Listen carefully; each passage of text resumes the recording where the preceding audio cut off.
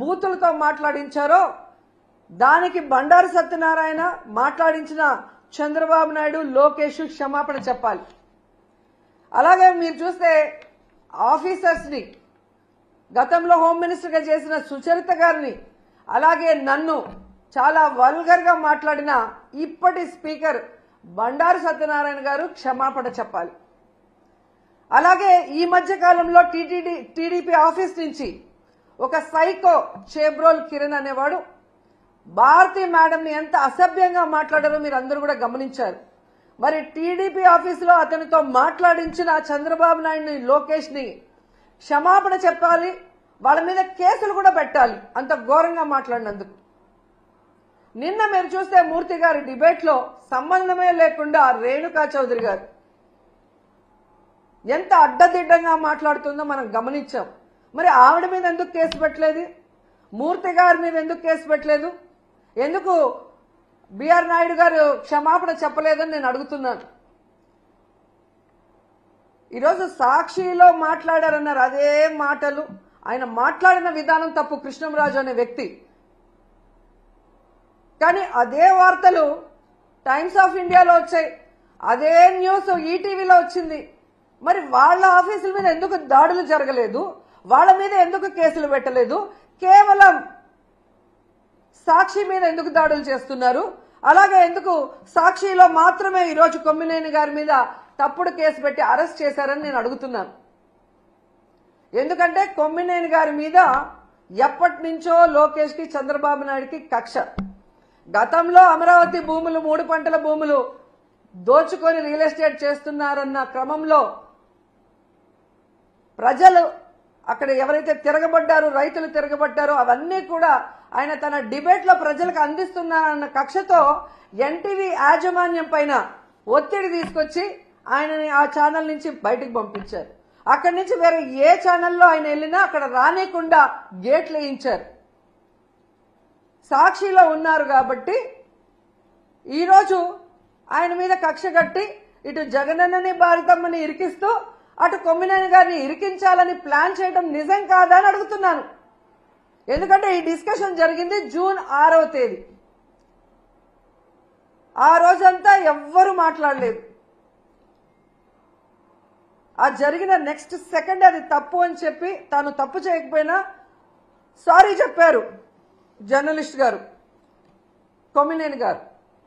అయినా కూడా ఆ నెక్స్ట్ డే జూన్ 7వ తేదీ లోకేష్ గారు చంద్రబాబు నాయుడు గారు పని కట్టుకొని టీడీపీ సోషల్ మీడియా ద్వారా వైరల్ చేసి ఏ విధంగా వచ్చిన జర్నలిస్ట్ కృష్ణంరాజు గారు మాట్లాడిన మాటల్ని ఇటు సాక్షికి అటు కొమ్మినేనికి ఆపాదిస్తూ తన అనుకూల పచ్చ ఛానల్స్ లో దాన్ని ఎలా విష ప్రచారం చేశారు, తమకు అనుకూలంగా ప్రచారం చేసుకొని ఆ రోజు మధ్యాహ్నం 3:09 లోకేష్ ట్వీట్ చేయడం జరిగింది. అంటే ఒక పథకం ప్రకారం చంద్రబాబు నాయుడు, లోకేష్, డీజీపీ గారు, ఇంటెలిజెన్స్ చీఫ్ వీళ్ళందరూ కూర్చొని ఇది చేయకపోతే ఈ విధంగా జూన్ 6న మార్నింగ్ జరిగిన ఆ డిస్కషన్ ని జూన్ 7 మార్నింగ్ నుంచి విష ప్రచారం చేస్తూ లేని వాటిని వక్రీకరిస్తూ తమ పచ్చ ఛానల్లో అనుకూలంగా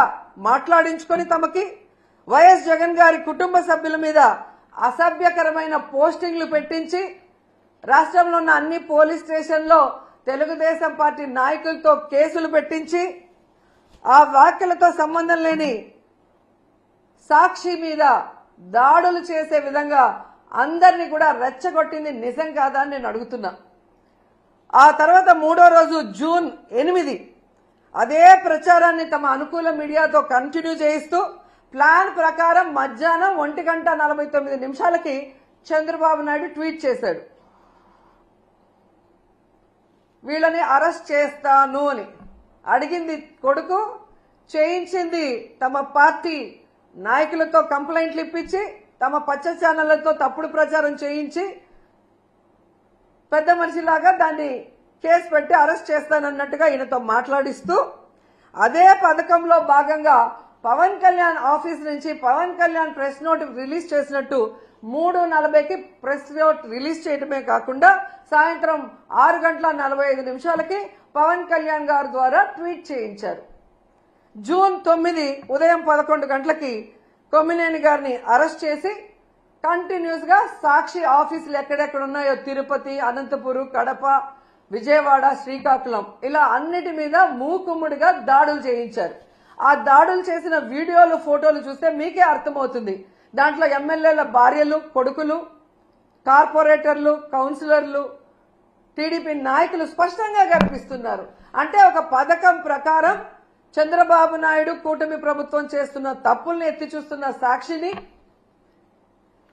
వాళ్ళు చేస్తున్న అవినీతిని ఎత్తి చూపిస్తున్న సాక్షిని, వాళ్ళు ప్రజలకు ఇచ్చిన హామీలు నెరవేర్చకుండా ప్రజలకి వెన్నుపోటు పొడవటాన్ని ప్రజలకు చూపిస్తున్న సాక్షి గొంతు నులిపేసి దాంట్లో ఉన్న సీనియర్ జర్నలిస్టులను అరెస్ట్ చేసి భయభ్రాంతులకు గురి చేస్తే ఇక మేము చేసే తప్పులు ఎవరు మాట్లాడరు, ఎవరు చూపించరు అన్న క్రమంలో ముందుకు వెళ్తున్నారు.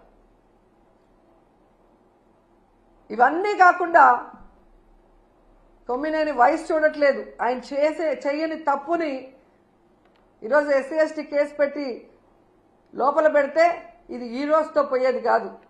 మీరు పెట్టిన ఈ విత్తనం మహావృక్షమై మీ అందరినీ కూడా ముంచేస్తుందని కూడా ఈ సందర్భంగా తెలియజేసుకుంటున్నాను. ఎందుకంటే పచ్చ మీడియాకి ఎప్పుడూ బూతులు మాట్లాడటం, బూతులు టెలికాస్ట్ చేయటమే అలవాటు.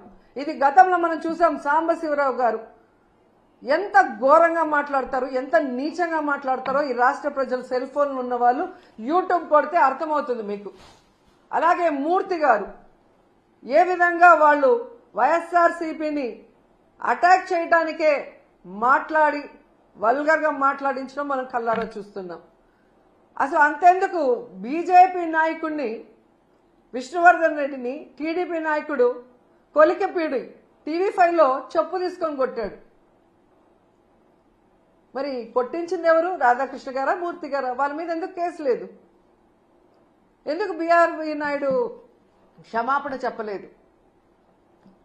ఏబిఎన్లో ఎన్ని వల్గర్ స్టోరీలు, ఎంతమంది మహిళల జీవితాన్ని నాశనం చేసే విధంగా మినిస్టర్స్ అని లేదు, ఎమ్మెల్యేలని లేదు, జగన్ గారి వైఫ్ అని లేదు, వాళ్ళ అమ్మ విజయమ్మ అని లేదు. ఆఖరికి ఎంత సిగ్గుచేటంటే షర్మిల గారి గురించి బాలకృష్ణ ఇంట్లో నుంచి సోషల్ మీడియా ఐటీడీపీ గతంలో ఎంత వల్గర్గా ఆమె మీద ట్రోల్ చేస్తే ఏడ్చి కంప్లైంట్ ఇచ్చింది. అలాంటి వాళ్ళకి ఈరోజు సపోర్ట్ చేస్తూ జగన్ గారు, భారతి మేడం క్షమాపణ చెప్పాలి అంటే ఈ రాష్ట్ర ప్రజలు ముక్కున వేలేసుకున్నారు.